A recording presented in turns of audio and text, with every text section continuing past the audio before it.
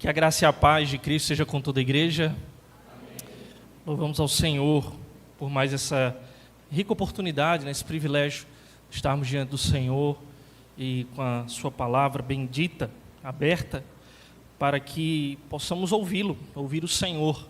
Estejam com essa expectativa de ouvir o Senhor, não simplesmente um pregador, mas o Senhor, o Espírito do Senhor falando nas Escrituras. Convido os irmãos a abrirem no Evangelho de Lucas, capítulo 14.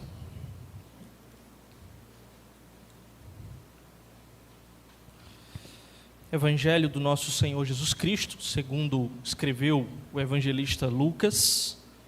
Nós vamos ler a partir do versículo 25 do capítulo 14. A partir do versículo 25.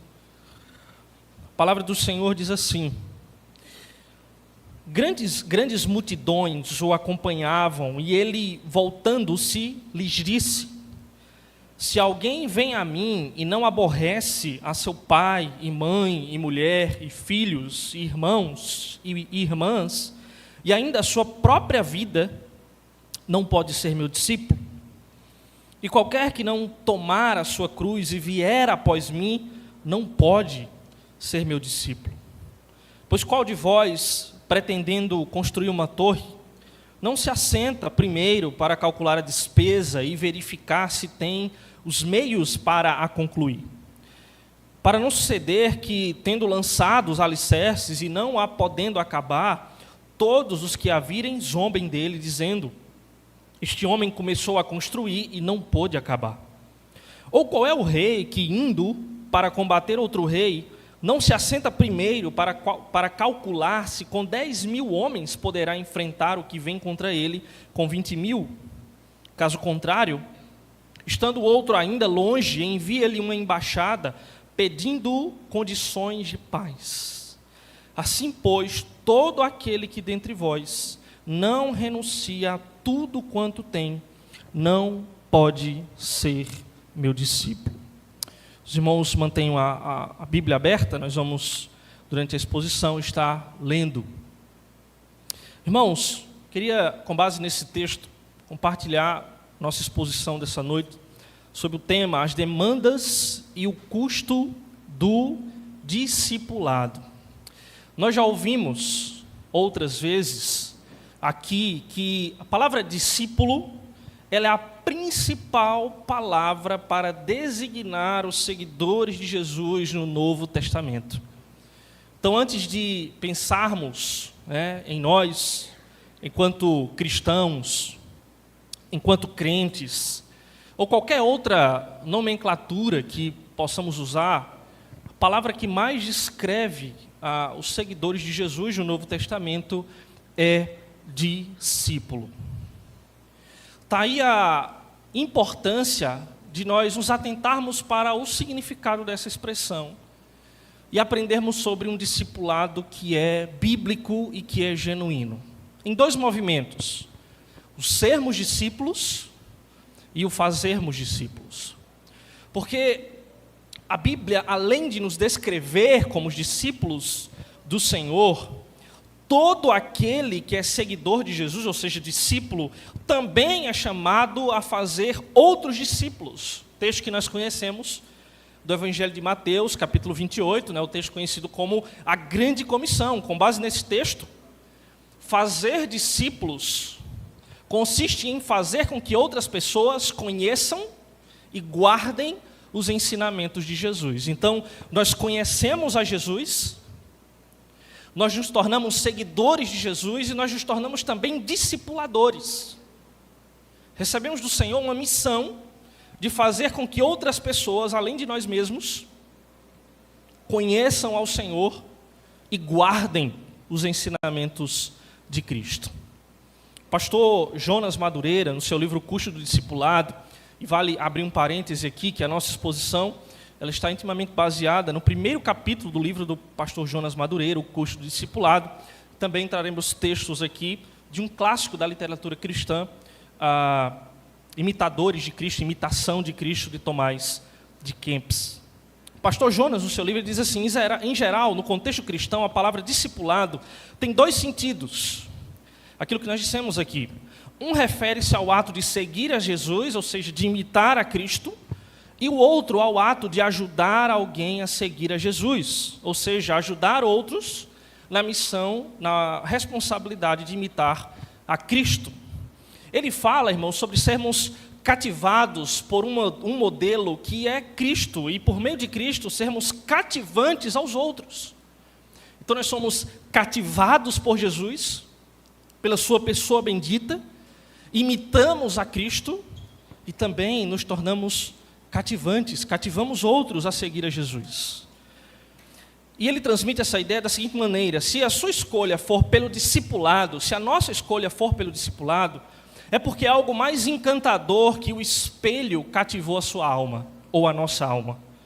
Por isso, o discipulado começa com a admiração por Cristo e se transforma na imitação diária de Cristo, a ponto de sermos admirados por outras pessoas, não obviamente por quem nós somos, mas por quem imitamos. Não tem como não lembrar do texto, ao ler esse trecho do livro, né, do pastor Jonas, trecho bíblico em que o apóstolo Paulo diz: me imitem, porque eu imito a Cristo. Então veja como o apóstolo Paulo ele tinha uma consciência clara, uma clareza diante dele mesmo, diante dele, de que ele precisava olhar para Cristo, imitar a Cristo, por meio da sua conduta de imitador, de discípulo de Cristo, cativar outras pessoas para que o imitassem, não como por quem ele era, mas por quem ele imitava, por quem ele seguia, que era Cristo. A partir do texto, então, irmãos, do Evangelho de Lucas, trecho que nós lemos, nós vemos uma argumentação em torno da distinção entre esses dois sentidos de discipulado: seguir a Jesus e ajudar pessoas a seguirem a Jesus. Com base nesse texto, irmãos, o ato de seguir Jesus pressupõe 3 demandas, e por isso a nossa reflexão sobre o tema, as demandas do discipulado, as demandas e o custo do discipulado. Nós temos 3 demandas no texto. O discipulado demanda um certo tipo de amor, no versículo 26.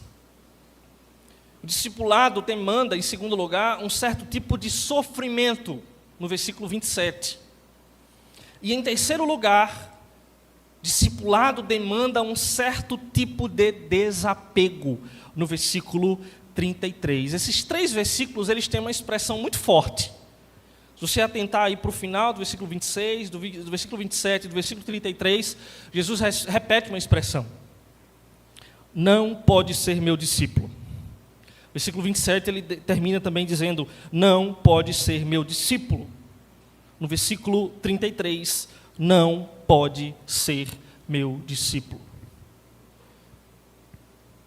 No meio desse texto, desses versos, os versos centrais, do 28 ao 32, Jesus ele vai apresentar 2 parábolas que nos ensinam sobre a necessidade de avaliarmos o custo do discipulado. E então, nos versículos 34 e 35, ele encerra com uma palavra sobre o sal que perde o seu sabor, nos ensinando sobre o discipulado de baixo custo. Então nós vamos ver as 3 demandas, porque essa expressão pesada, não pode, se você não fizer isso, você não pode ser meu discípulo. Então aí impõe e apresenta para nós essas 3 demandas. A primeira, um certo tipo de amor; a segunda, um certo tipo de sofrimento; a terceira, um certo tipo de desapego. E depois ele fala então sobre o custo do discipulado, pararmos para entendermos o que significa de fato seguir a Cristo, o custo do discipulado, o que nos custará seguir a Jesus, e encerra com a palavra sobre o sal que perde o seu sabor. Mas antes de falarmos sobre essas demandas, o texto ele começa apresentando para nós uma grande multidão que seguia Jesus. Tem muitos textos que falam sobre essa multidão que seguia Cristo. Jesus ia pelos lugares, pregando o evangelho do reino de Deus, fazendo milagres, prodígios, sinais, curas miraculosas, dizendo: é chegado o reino dos céus. E por vezes os evangelistas narram uma grande multidão que seguia a Jesus. Irmãos, essa grande multidão nos textos bíblicos que seguiam a Jesus é o exemplo mais escandaloso de que é possível seguir a Jesus sem compromisso. Seguir a Jesus sem levar em consideração o custo do discipulado. Aprendemos, irmãos, da Escritura que o Senhor, Ele sempre exigiu discípulos, seguidores comprometidos. O discípulo, ele é comprometido. O discípulo, ele não é um curioso. Ele não é alguém que fica olhando de longe. O discípulo não é aquele que segue Jesus apenas pelos benefícios, pelas curas, pelas riquezas que pode receber de alguma forma da parte de Deus. O discípulo é alguém que se compromete.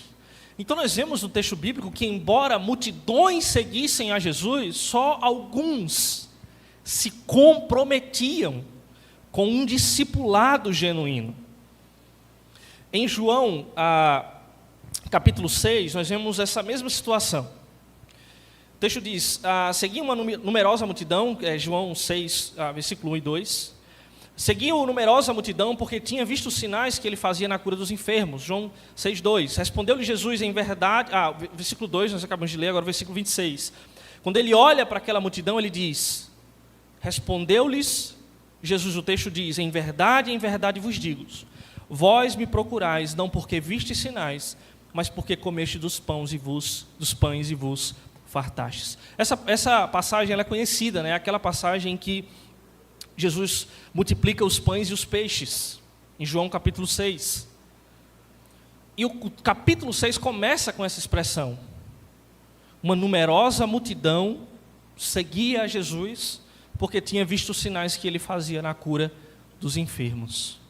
Depois deles terem comido, né, os pães que foram multiplicados, os peixes que foram multiplicados, Jesus ele sai do meio daquela multidão, pega um barco, atravessa o rio. Os discípulos, essa multidão depois, no outro dia, procura Jesus, e aí pegam um barco, encontram Jesus na alta margem e diz, mas nós estávamos procurando o Senhor.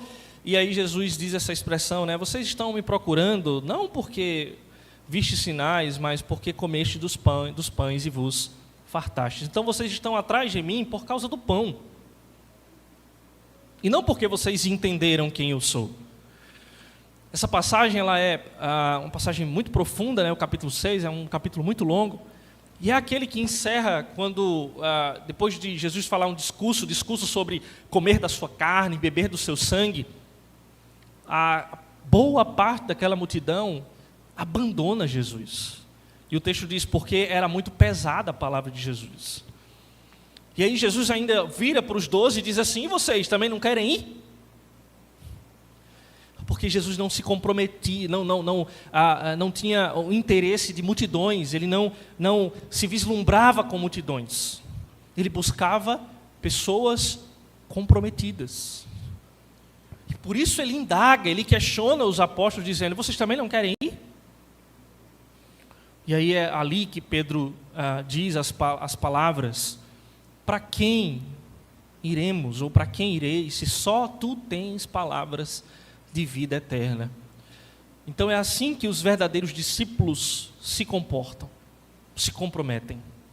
Para quem irei, se só tu tens palavras de vida eterna? Então, irmãos, isso nos ensina que nós devemos sair das multidões. Estávamos um dia passando em um lugar aqui em Petrolina, eu e algumas pessoas, um carro, e aí a gente passando por uma avenida, num bairro desses aí, e a gente viu um monte de igreja. Aí alguém comentou, né, quantas igrejas nessa rua, né? Era quando a gente estava retornando da reunião do presbitério, né, no domingo passado, e nós chegamos aqui já à noite, né, então não deu tempo a gente vir para o culto, né, os demais que estavam no carro também ir para as suas igrejas. E aí era o domingo de culto, né? Então nós percebemos as igrejas abertas e os cultos acontecendo, um ao lado do outro, numa grande avenida. Então o problema não é a falta de igreja, nós temos muitas igrejas. Se fôssemos pensar apenas na quantidade de igrejas, não tem mais Por que se preocupar? Se essa fosse a solução. Mas não é. Porque Jesus não é vislumbrado, o Senhor não é vislumbrado por multidões, por quantidades, mas por pessoas comprometidas. E nós falamos e afirmamos, irmãos, muitas vezes com muita dor e muito pesar no nosso coração, que muitas dessas pessoas que são frequentadoras de igrejas não estão comprometidas com Cristo. Não são verdadeiramente discípulos do Senhor. Então nós devemos sair das multidões e nos comprometer com Cristo. Então, para fazermos isso, é necessário atendermos essas 3 demandas. No versículo 26, Jesus apresenta a primeira delas com a condicional: se alguém vem a mim. Então, essa condicional, ela deve ser pressuposta também nas outras 2 demandas, no versículo 27 e no versículo 33. Ficando assim o discurso de Jesus: se alguém vem a mim e não apresenta esse amor, então não pode ser meu discípulo, parafraseando as palavras de Cristo. Se alguém vem a mim e não apresenta esse sofrimento, então não pode ser meu discípulo. Se alguém vem a mim e não apresenta esse desapego, então não pode ser meu discípulo. Significa que seguir a Jesus não é apenas embrear-se no meio de uma turba que seguia Jesus.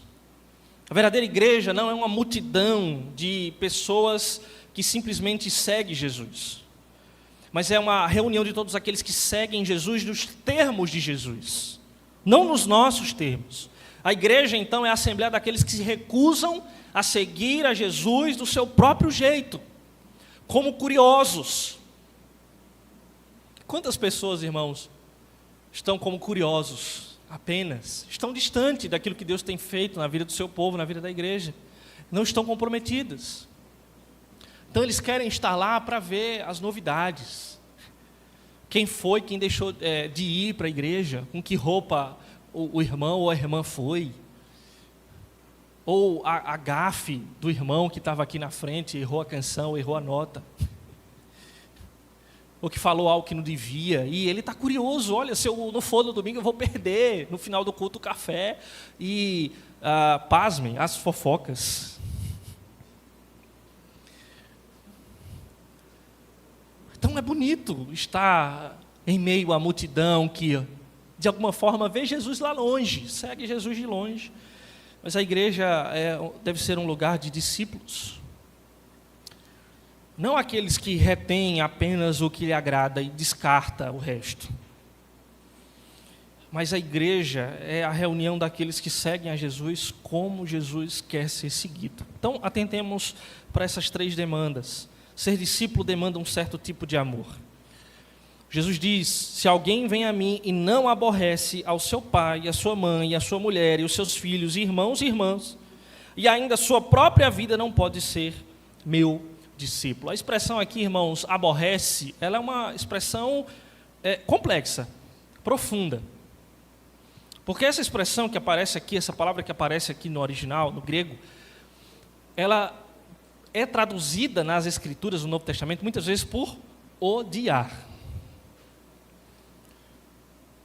Então, a tradução poderia ser: se alguém vem a mim e não odeia o seu pai, a sua mãe, a sua mulher, os seus filhos, os seus irmãos, as suas irmãs e ainda a sua própria vida, não pode ser meu discípulo.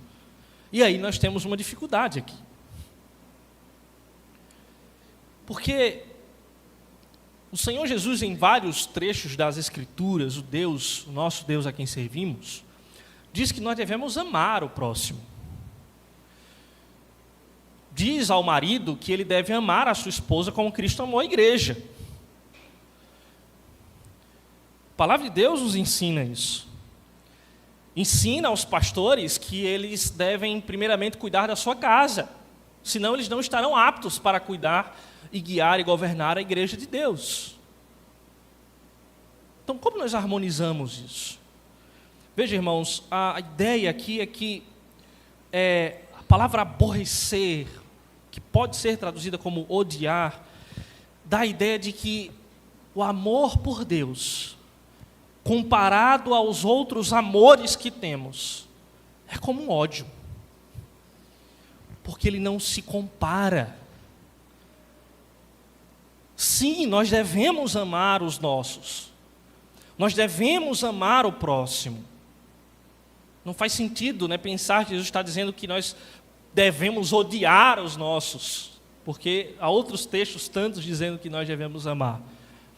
Mas o nosso amor pela esposa, pelo marido, pelos filhos, pelos irmãos, comparado ao amor de Cristo, ao amor por Cristo, ele é como um ódio, é tão distante que é como um desprezo.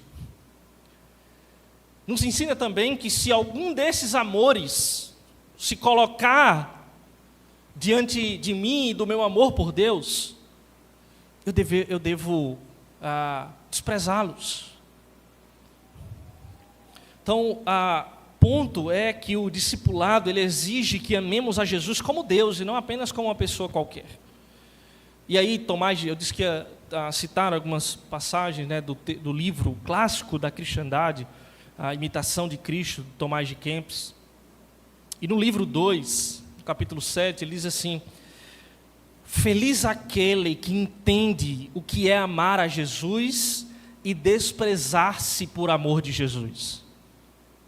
Por este amor é necessário deixar qualquer outro amor, porque Jesus quer ser amado só, sobre todas as coisas. Falaz e instável é o amor das criaturas, fiel e constante o amor de Jesus. Quem se prende à criatura, com ela cairá.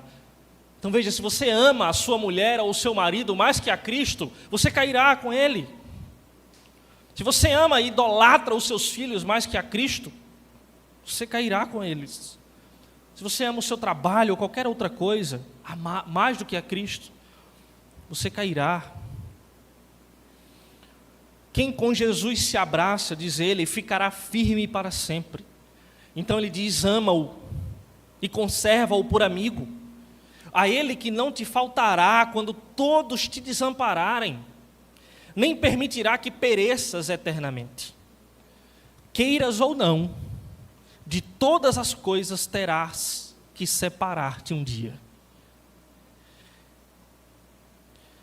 Então veja, disse o Senhor, ainda que uma mãe, aí a gente diz assim, né, humanamente falando, diz assim, não há um amor que se compare ao amor de mãe.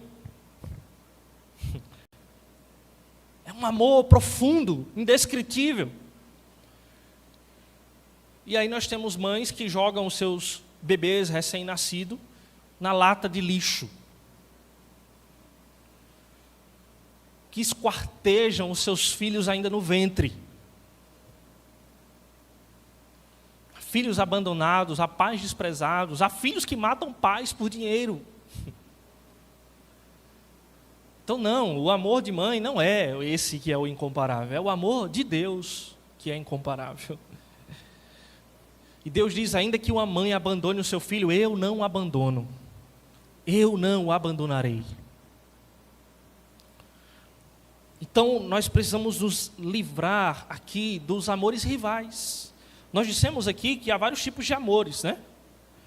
Então, quando nós fazemos a comparação, humanamente falando, você ama a sua esposa, né, os maridos aqui, e também amam as vossas mães.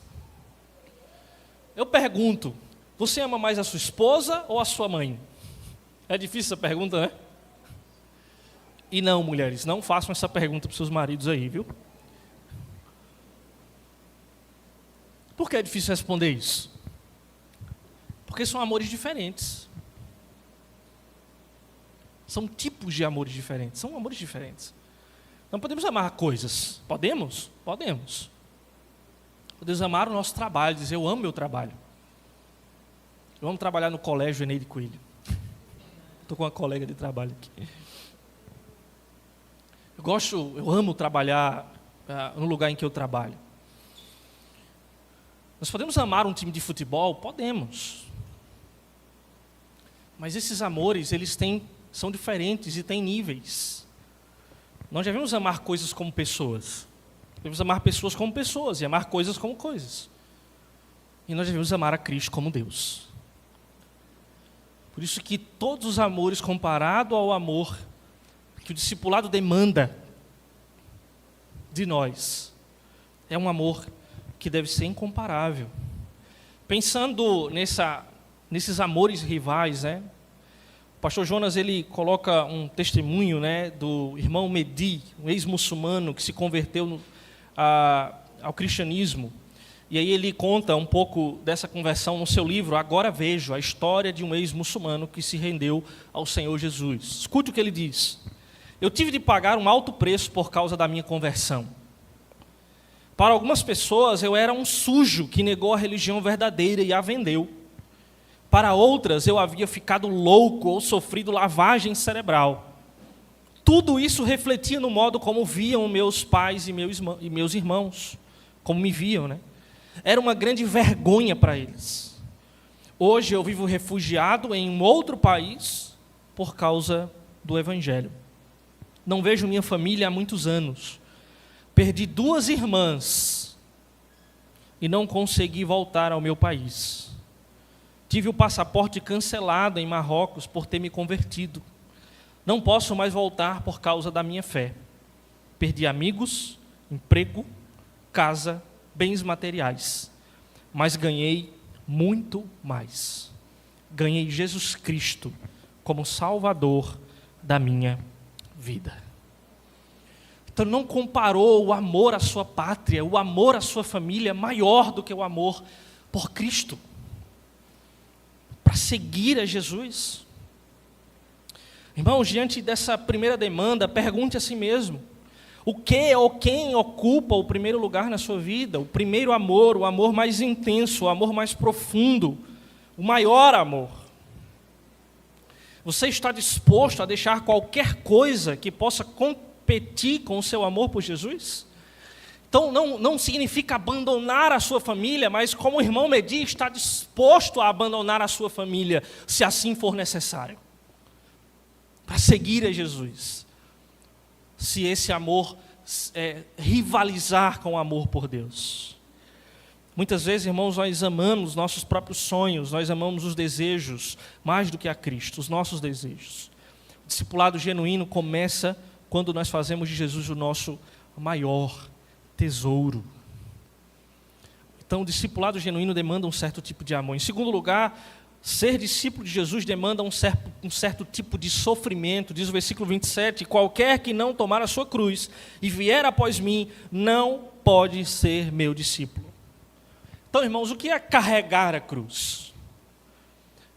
Essa expressão de Jesus, né, ele carregou a cruz, então ele sofreu. As consequências do mal no mundo, o pecado no mundo fez com que Cristo sofresse, carregasse a sua cruz, sofresse nele mesmo as mazelas, embora ele mesmo fosse perfeito, santo, inculpável, sem pecado. Mas por causa do pecado do mundo, Cristo carregou a sua cruz. Então ele diz aos seus discípulos, olha, vocês precisam, enquanto discípulos meus, tomar a cruz e vir após mim. Então isso significa, irmãos, uma convivência com um mundo que é hostil ao Evangelho. É uma cultura que rejeita os ensinamentos de Cristo. E então rejeitam a Cristo. Disse o Senhor Jesus, o discípulo será como seu Senhor. O discípulo não vai ser maior do que o seu Senhor. Então, se o Senhor sofreu, os discípulos vão sofrer também. Seguir a Cristo, se tornar discípulo de Cristo, demanda um certo tipo de sofrimento. De estar pronto a sofrer por causa do Evangelho. Mas nós podemos rejeitar esse discipulado, né? Você não quer sofrer. Então há um caminho para não sofrer. Há um caminho para não sofrer. A gente pode ressignificar a cruz. A gente pode minimizar o poder confrontador do Evangelho. A gente pode maquiar a Bíblia em nossas igrejas locais. A gente pode apresentar um pseudo-cristianismo que seja aceito pela cultura, para que a gente seja bem recebido nas esferas da sociedade, sem cara feia, sem sermos taxados de fanáticos, religiosos, fundamentalistas, loucos. Quando nós desprezamos, irmãos, a demanda do sofrimento inerente ao discipulado, nós forjamos uma cruz para nós mesmos.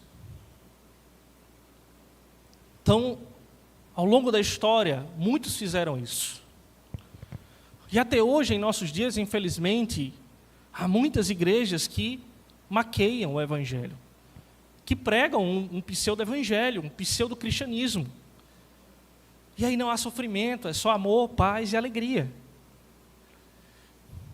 Então há um caminho, mas nós não queremos esse caminho. Nós queremos o caminho do discipulado. O discipulado genuíno. E esse caminho vai demandar de nós uma disposição para sofrer. Uma cruz que seja do nosso jeito, com as medidas que nós julgamos aceitáveis, essas medidas que não nos custem nada, que de preferência não ofendam a ninguém. Essa cruz que carregamos segundo os nossos termos não nos humilha o suficiente. A cruz que nós devemos carregar é aquela segundo os termos de Jesus e por causa de Jesus. Mais uma vez, para citar Tomás de Kempis, ele diz: anda por onde quiseres. Não acharás descanso, senão na humilde sujeição e obediência. A quem? A Cristo, ao Senhor. É para o mundo contraditório. É por isso que o apóstolo Paulo ele usa uma expressão aos Filipenses dizendo que a paz que nós experimentamos em Cristo é uma paz que excede todo entendimento. Como nós podemos achar descanso no sofrimento? Como nós podemos achar descanso no sofrimento?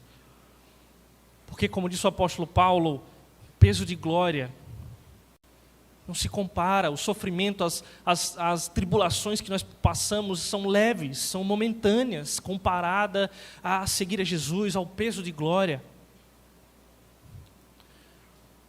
Então, por isso, os discípulos, os apóstolos ali, naquele primeiro século, no momento de perseguição, eles estiveram dispostos a sofrer e morreram. Foram decapitados, foram crucificados por causa do Cristo, do Evangelho, do discipulado. Isso é contraditório para o mundo, isso é loucura para o mundo. Por isso que Paulo diz aos 1 Coríntios, a cruz, ela é loucura. É loucura. Para nós não, ela é sabedoria. É descanso, é paz. Mas para aqueles que se perdem, é loucura. É loucura. Nós encontramos descanso em Cristo, apesar dos sofrimentos inerentes ao discipulado. Disse Paulo a Timóteo, aquele que quer viver piedosamente, sofrerá perseguição. Está lá na carta de Paulo a Timóteo. Então, disposição para sofrer, um sofrimento que faz parte de seguir a Cristo, de caminhar com Cristo, de dizer não para os nossos próprios desejos, para o pecado, para o mundo, para o mal. Mas hoje, irmãos, nós vivemos em uma sociedade que rejeita muitos dos princípios do Evangelho. Ser discípulo de Cristo pode nos trazer críticas, exclusão social, até dificuldades econômicas. Isso vai denotar sofrimento. Alguém pode perder o emprego por causa de seguir a Cristo. E aí ele vai considerar privilégio, como os apóstolos lá no primeiro século, privilégio sofrer por causa do Evangelho, ser perseguido por causa do Evangelho. O que nós estamos dispostos a sacrificar por ele? Discipulado demanda um tipo de sofrimento. Mas antes de olharmos a última demanda, nós temos então, como dissemos, no versículo 28 a 32, duas palavras que é uma pausa assim de Jesus, né? Para dizer, olha, esse discipulado aqui demanda um certo tipo de amor, demanda um certo tipo de sofrimento, então avalie no que você está entrando. Avalie. Avalie, observe o custo disso. Isso não é brincadeira. Hoje a gente tem a ideia assim de que, não, nós devemos... fizemos até alguns estudos aqui sobre isso, né? Quando nós estudamos o livro Comunidade Cativante. Não, vamos facilitar o caminho de entrada, para que as pessoas não abandonem. Jesus dizia assim, vocês querem me seguir? O Cristo não tem nem onde reclinar a cabeça. Ah, vocês querem me seguir? Então vocês têm que aborrecer pai, mãe, filho, tudo que vocês têm. Carregar a cruz, sofrer por causa do Evangelho. É isso que vocês querem mesmo? É isso que vocês querem? É isso? Então ele começa a nos ajudar a avaliar o custo de discipulado. Então ele oferece duas importantes parábolas sobre essa necessidade de avaliarmos o custo desse discipulado. A parábola do construtor e a parábola do rei. Nós lemos.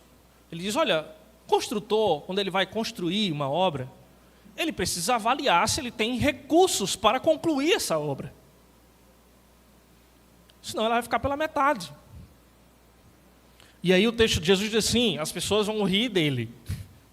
Ele começou, né, a obra e agora não tem recurso para completar isso. Então um bom construtor, ele avalia, ele projeta, ele planeja. Eu vou começar e eu tenho como concluir. A outra parábola, né, que é a parábola do rei, ele fala sobre alguém que foi combater outro rei, um rei que foi combater outro, né, um rei inimigo, e aí ele se assentou também para avaliar, porque ele tinha só 10.000 soldados e o inimigo tinha 20.000. E ele vai avaliar. Será que eu dou conta? Será que dá jeito? Eles têm o dobro de soldados que eu, que o nosso exército. Então é sábio. Aí ele diz assim, caso contrário, estando o outro ainda longe, envia-lhe uma embaixada pedindo condições de paz. O que é que nós vemos muitas vezes nessas guerras que acontecem aí no mundo afora?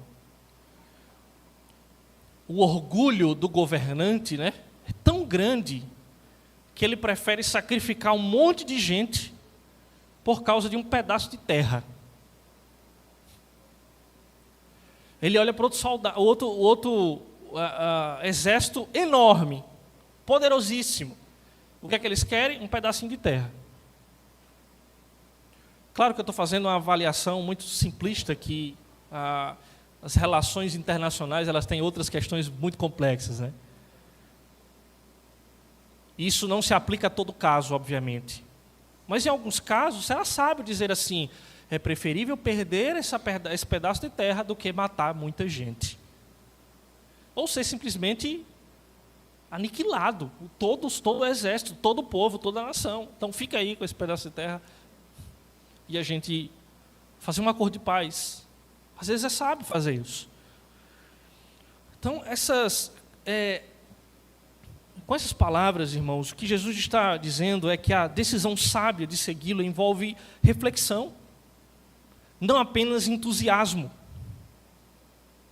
Será que, em nome do crescimento numérico, nós temos contribuído para que em nossas igrejas haja mais pessoas entusiasmadas com Cristo do que autênticos discípulos de Jesus? Parece que sim. Entretanto, o que deve estar claro, irmãos, a esta altura do campeonato, é que seguir Jesus não é mesmo que, para usar os termos de Dale Bock, é um convite para todo mundo participar de um churrasco coletivo. Não, seguir a Jesus trata-se antes de uma decisão importante na vida. Não é simples decisão de mudar de grupo ou de time. É sujeitar-se a Jesus, sujeitar-se ao senhorio de Cristo, à sua palavra, ao seu ensino. Discipulado é submeter-se a Cristo e não mais viver como se todas as coisas orbitassem ao nosso redor. Discipulado é, olha que expressão, autoesquecimento. Discipulado é autoesquecimento. Uma decisão em que nos rendemos, nos submetemos e desistimos da nossa vontade de poder em prol de algo muito mais valioso. O discipulado não é tanto sobre como ganhar, mas sobre como perder. Isso, irmãos, nos leva à terceira e última demanda. Ser discípulo demanda um certo tipo de desapego. No versículo 33, nós lemos assim, pois todo aquele que dentre vós não renuncia a tudo quanto tem, não pode ser meu discípulo. Tomás de Kempis, mais uma vez, livro 2, procura Jesus em todas as coisas, e Jesus acharás. Se te buscas a ti mesmo, também te acharás, mas para a tua ruína. Busque a Cristo. Esteja desapegado de todas as coisas. Veja que palavra forte, renunciar a tudo quanto tem. Renunciar a tudo quanto tem. Faz parte, irmãos, do discipulado genuíno, reconhecer que tudo que temos e tudo que somos pertence a Cristo. Eu não tenho nada, eu não sou nada. Tudo pertence a Cristo. Eu citei um texto que me vem à memória agora, de Jó, né? Quando Jó perdeu os seus filhos, os seus bens. E nós enfrentamos muitas vezes perdas, né? Por isso que encerramos a última sessão do texto dizendo que o discipulado não é tanto sobre como ganhar, mas sobre como perder. E Jó disse, né? Declarou, o Senhor me deu, o Senhor tomou, bendito seja o nome do Senhor. Então eu não exijo, né? Eu quero de volta o que é meu. Né? Lembrei dessa música aqui. Terrível, essa música. Restitui, eu quero de volta o que é meu. Não tem nada, o que é teu é a condenação ao inferno. O que Cristo deu é tudo graça, é tudo dádiva. Então o que eu tenho, se Deus me tirar, foi Ele que deu mesmo. Bendito seja o Senhor. Os recursos que eu tenho, o emprego que eu tenho, a família que eu tenho, o bem-estar social em que eu vivo, o contexto de tranquilidade, tudo isso é graça de Deus. Se o Senhor tirar isso de mim, que eu possa continuar honrando o Senhor como discípulo. Então, irmãos, somos o que amamos. O apego que temos pelas coisas que nos custam a vida, digamos assim, é o que nos define. Salmo 115, né, que fala sobre a idolatria, né, sobre as estátuas, os ídolos, aqueles que adoram se tornam como eles. Tem olhos e não veem, tem boca e não falam, tem nariz, mas não cheiram, ouvidos, mas não ouvem. Se tornam cegos, se tornam como estátuas. Por isso, nossa verdadeira identidade, irmãos, aguarda pelo desapego de tudo aquilo que nos deforma. Por mais que as coisas que amamos sejam maravilhosas, se a nossa vida depender delas, então nossa identidade e personalidade estarão deformadas. Então veja que são duas coisas aqui, né? Primeiro, o que é que nós renunciamos quando nós seguimos a Jesus? Tudo aquilo que nos deforma, tudo aquilo que desagrada ao Senhor. O primeiro passo do discipulado em direção a Cristo é abandonar tudo aquilo que ofende o nosso Cristo. Isso nós devemos abandonar, desprezar. Mas até as coisas que são maravilhosas, que são boas, nós devemos também renunciá-las. Não é porque nós devemos deixá-las, de fato, mas estar dispostos a renunciar todas as coisas. Colocar diante de Deus e reconhecer, não é meu, é do Senhor. Eu estou apenas administrando, até a vida que Ele me deu. É uma dádiva. E eu devo viver para a glória do Senhor. Então, se a nossa vida depender das coisas boas que o Senhor nos dá, nossa vida também estará deformada. Lucas, quando Jesus fala algumas palavras semelhantes a essa, em uns capítulos anteriores, capítulo 9 de Lucas, no versículo 24. Pois quem quiser salvar a sua vida, perdê-la-á. Quem perder a vida por minha causa, esse a salvará. Lembra do jovem rico? A gente lembra essa passagem, né? É uma passagem muito conhecida. As riquezas que ele tinha era algo mal em si mesmo? Não. As riquezas que ele tinha não era algo mal em si mesmo, má em si mesmo.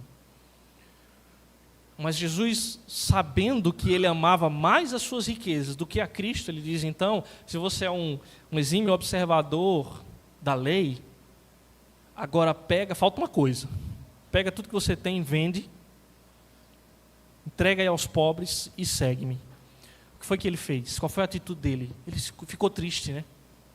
Porque ele amava mais as suas riquezas do que a Cristo. Então Cristo colocou à prova o seu desapego. Então isso diz para nós que nós podemos ter riquezas desse mundo, nós podemos ter dádivas desse mundo, mas o discipulado vai demandar esse desapego. a essas coisas. Quando isso acontecer, irmãos, quando o falso for negado, o falso eu for negado, veremos que o conhecimento de Deus salvará nossos rostos. O discipulado já não será mais uma mera assimilação de doutrinas desconectadas da vida, mas ao contrário, será doutrina e vida. E doutrina e vida se tornarão uma só carne. Por fim, irmãos, tem uns versículos que nós não lemos aqui introdutoriamente. Versículo 34, para nós encerrarmos.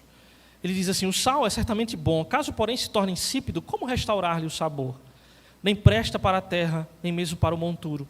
Lançam-no fora. Quem tem ouvidos para ouvir, ouça. O reverendo Jonas, no seu livro O Custo do Discipulado, apresenta essas palavras de Jesus como um discipulado de baixo custo. Ele diz: o que essa metáfora do sal tem a ver com o custo do discipulado?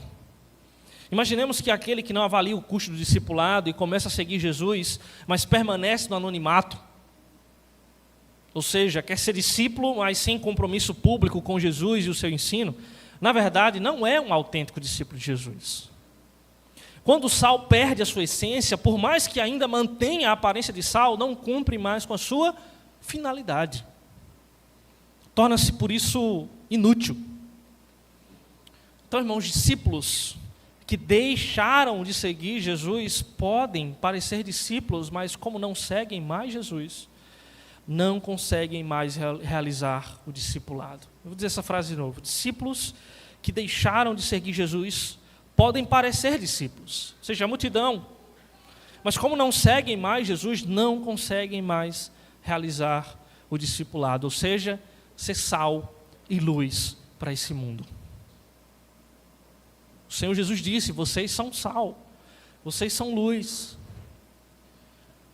Deixem a luz de vocês brilhar no mundo, para que os homens vejam as boas obras, as suas boas obras, e glorifiquem a Deus. Então, ao nos tornarmos discípulos, é o que nós dissemos introdutoriamente, cativamos outras pessoas a também seguirem a Jesus.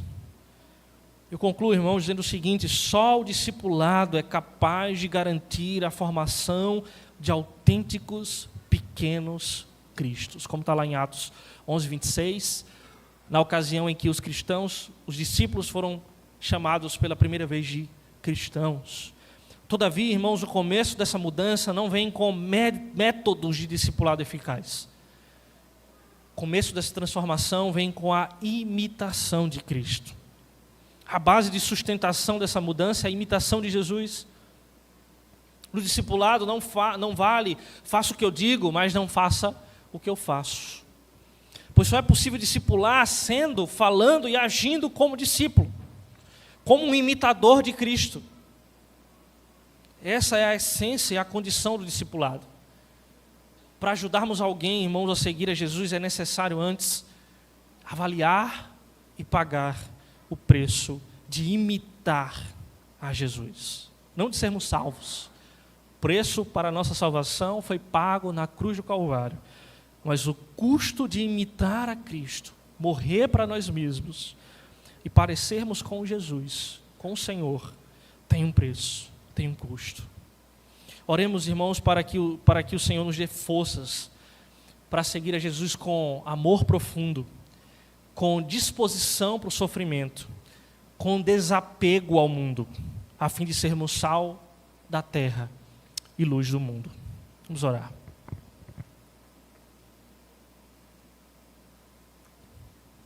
Senhor nosso Deus e Pai,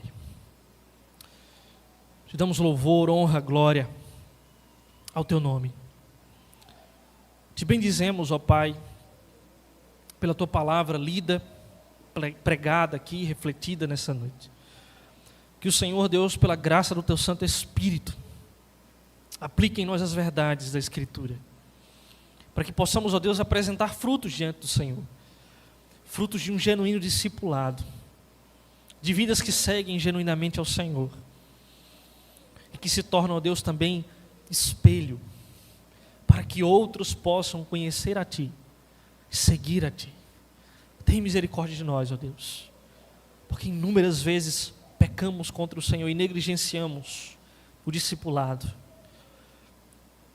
discipulado genuíno em nossas vidas. Ajuda-nos, ó Pai, a nos tornarmos discípulos, saindo da multidão, deixando a multidão de curiosos, para de fato seguir ao Senhor e nos comprometermos com a Tua palavra, com o Teu reino, com a Tua pessoa bendita.